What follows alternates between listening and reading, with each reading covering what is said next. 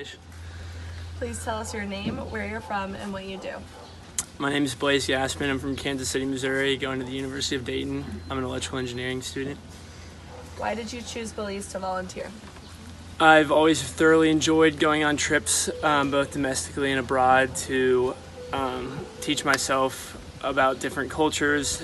Going in, I always think that I'm going to learn, or I'm going to give a helping hand to everybody, but I always end up being the biggest beneficiary of everything that I get to do and be a part of. How was the service the local staff and the coordinator providing to you while you were in Belize? All the people here are great. They've been very good guests, very accommodating. They're giving a lot of their time, especially to the kids, but especially in this instance to us. They're visitors. They do a good job of telling us about stuff that's going on around here, as well as just interesting facts, and be our friends while we're here. What was a typical work day like?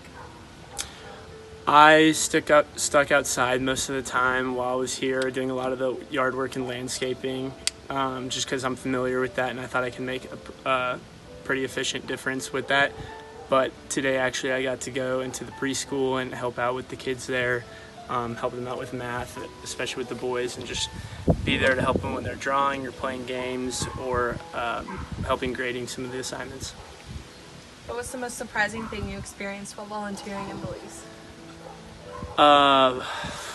It's a good question. Got to see some nice long iguanas in the trees. We got to step on like a sandbar in the ocean for a while. That was fun, and just being at some of the restaurants is fun to see the different cultures and different just cultural norms of how people handle things. Tell us a bit about your accommodation and meals. The boys and the girls were separate dorms, so the four of us boys got to hang out together whenever we were in our sleeping areas, which was a good bonding experience for us.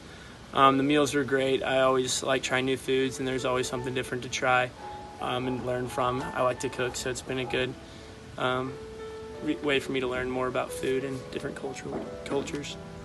What was the most challenging thing you experienced while volunteering in Belize? Well, we come down here knowing we're only going to be here for 10 days or to a week and change, so we know we're not going to be here forever, so we're not stepping in as some kind of older brother long term for these kids, but we know we want to be a role model while we're here.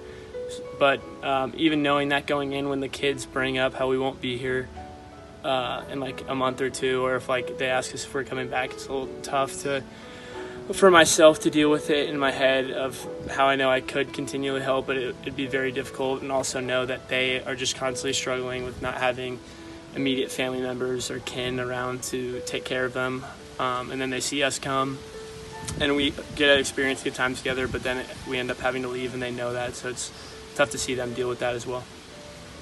What type of donation can other volunteers bring to the program? Straight cash is always a good thing to do if you're not wanting to donate your time or talent.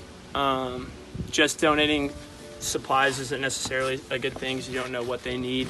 That's why monetary donations are really good. But you can also raise awareness to people of things that they can do and what issues are going on, so people can be more mindful in their own environments back where they are from. Are you willing to speak to other potential Abroad Review volunteers? Absolutely. And do you have any tips for future volunteers coming to Belize?